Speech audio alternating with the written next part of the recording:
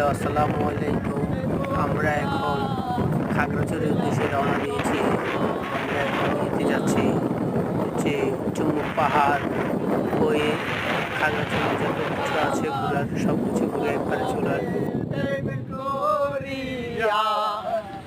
মিষ্টি মিষ্টি কথা কইয়া তোমার ছলে প্রেম করিয়া সাথে ভালোবাসি জগতে হইয়া খুশি